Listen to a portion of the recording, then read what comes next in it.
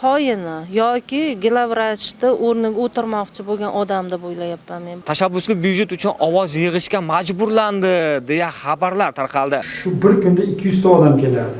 Bizda tibbiyot birlashmasida noto'g'ri tarqatilgan. Lekin hech qaysi xodimlar na pul yig'ilgan yo'q. Lekin kasallarimiz ham yordam beryapti, xolislar o'zlari mayli bo'lim uchun bo'ladigan bo'lsa deb. Hukumatda u. Lekin bu yerda hech qanday pul yig'ish yo pul to'g'risida gap ketgan yo'q.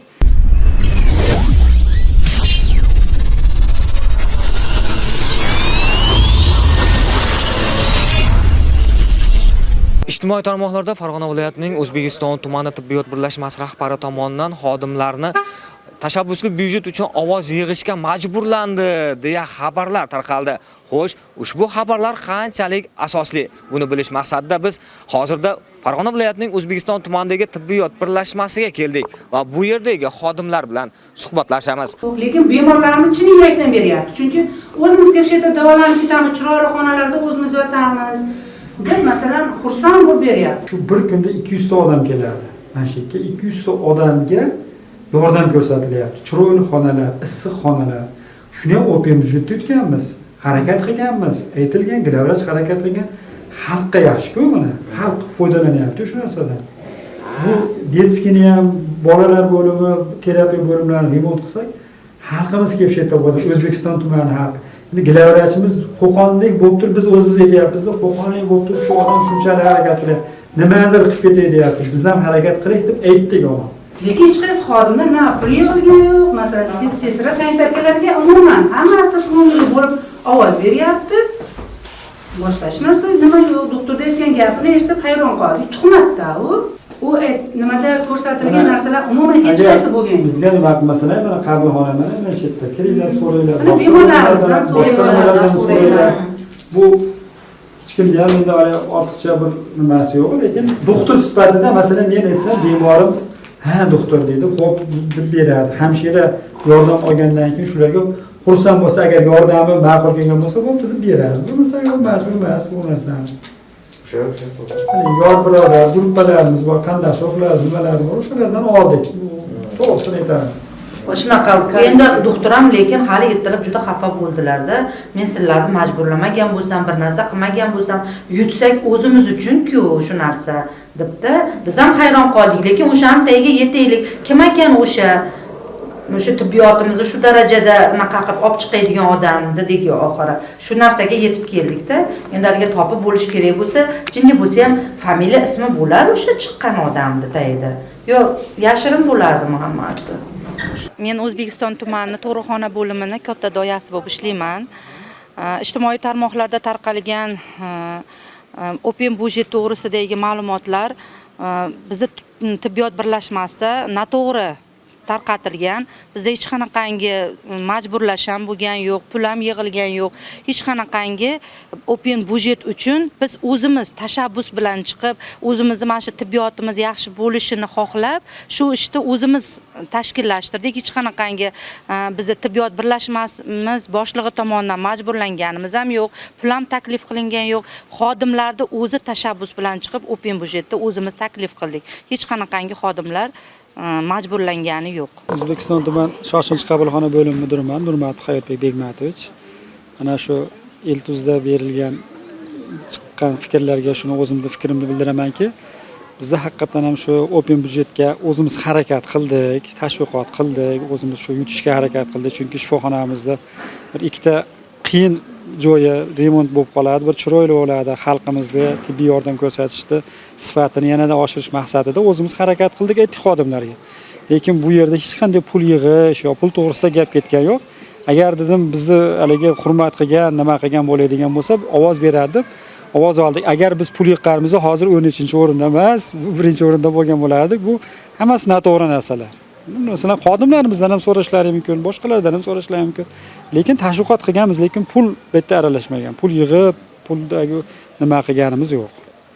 Shu gapni gapiraman xolos. Mana men bo'lim mudiri sifatida aytganman, lekin yordam bersalaring, shu qarindosh urug'laring, oila a'zolaring bilan shu shifoxonamizni bir nimasiga bir chiroyli bir ikkita bo'limimiz remont bo'lib qoladi degan maqsadda aytganmiz. Bolalar bo'limida ishlayman. Bolalar bo'limi mudirasiman. Bo'limimiz aynan open byudjetga qo'yilgan. bo'limimiz haqiqatan ham ta'mirtalab.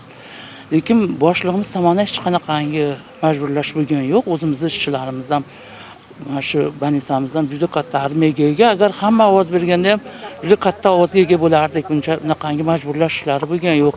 Lekin kasallarimiz ham yordam beryapti. Xolislar o'zlari mayli bo'lim uchun bo'ladigan bo'lsa deb berganlar bor. Ovoz berganlar, yordam berganlar bor. U boshlig'imiz, ya'ni glavvrachimiz yumshoq tabiatli odamlar. Hech qachon birorta yig'ilishlarda ham, nimalarda ham bizga qattiq munosabatda bo'lishmagan.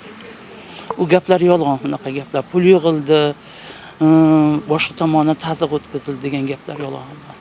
Men Yusupova Zuhra Qudratovna, shu bolalar bo'limini chaqaloqlar postida shifokor bo'lib ishlayman. Mana Open byudjet to'g'risida tarmoqlarda noto'g'ri ma'lumotlar bo'libdi. Uni eshitib biz ham juda xafa bo'ldik. Masalan, bizni bo'limda mana go'daklarda, mana bolalarda hammasini yaxshi mana shu bo'limda yaxshi yotish uchun, chiroyli bo'limlarda bo'lish uchun, remonti uchun mana Open byudjetga qo'yilgan ekan. O'zimiz ishchilar bilan, tashabbus bilan mana chiqib, mana shu Open byudjetni o'zimiz qilyapmiz. Bizdan hech qanaqangi bir pul talab qilgan yo'q, pul yig'inglar degan yo'q. Bizga hech kim tazyiq o'tkazgan ham yo'q. Faqat shu bo'limimiz yaxshi bo'lish uchun o'zimiz harakat qilyapmiz. Shu yaxshi joylarda ishlaylik biz ham, chiroyli joylarda ishlaylik, chiroyli remontlarda ishlaylik. Havas qilsin, tashqaridan kelgan kasallar ham deb uyutli bo'lib, chiroyli bo'lib yotsin. Yaxshi sharoitlarda deb o'zimiz harakat qilyapmiz. Yaxshi. Rahbar tomonidan 10 ta ovoz to'plamasang yoki 20 ta ovoz to'plamasang, hayibsan beraman yoki ishdan haydalasan, majbursan mana shuncha ovoz to'plashga degan bir bosimlar bo'lyaptimi? Yo'q, hech qanaqangi bosim bo'lgan yo'q. Rahbarimiz faqat tushuntirishdi. O'zlaringni bo'limlaring uchun deyishdi. Hech qanaqangi bizga bosim ham o'tkazgan yo'q, boshqa ham qo'ygan. O'zimiz to'playapmiz.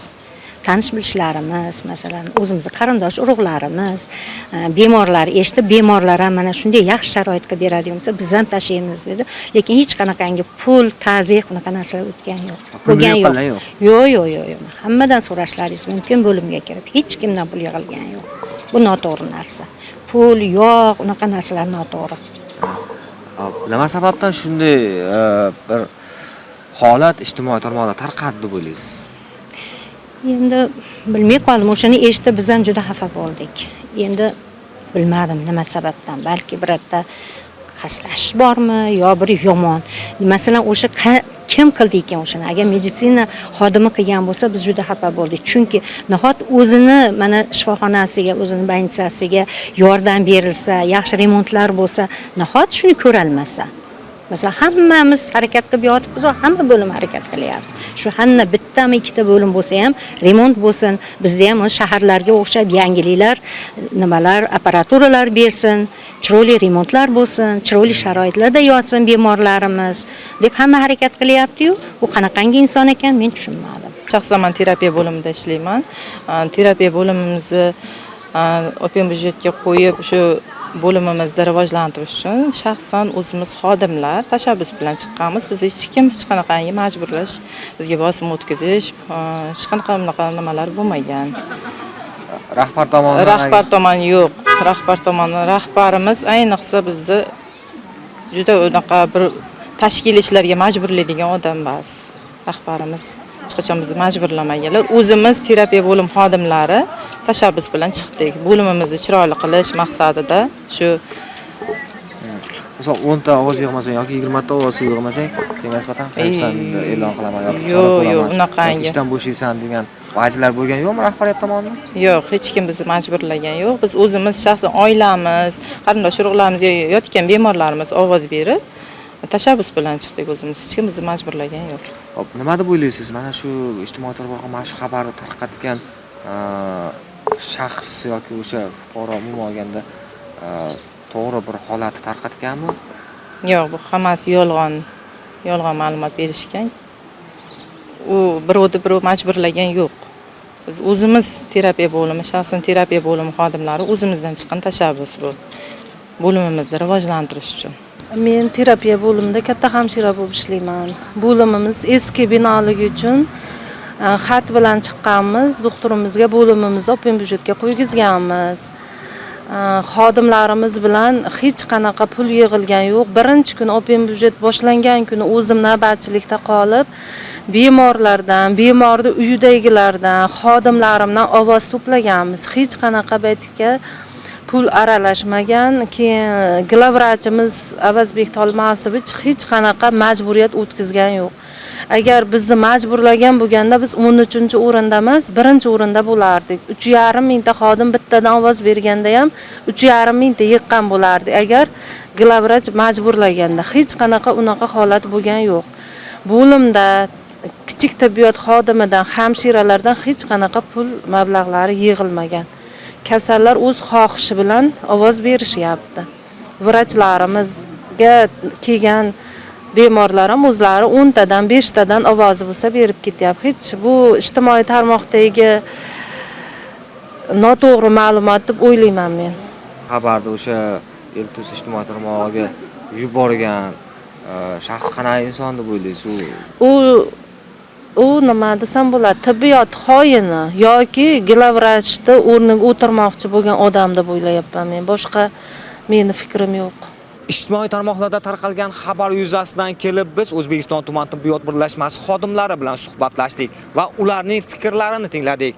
Endi esa xulosa chiqarish o'zingizdan. Bizni kuzatishda davom eting.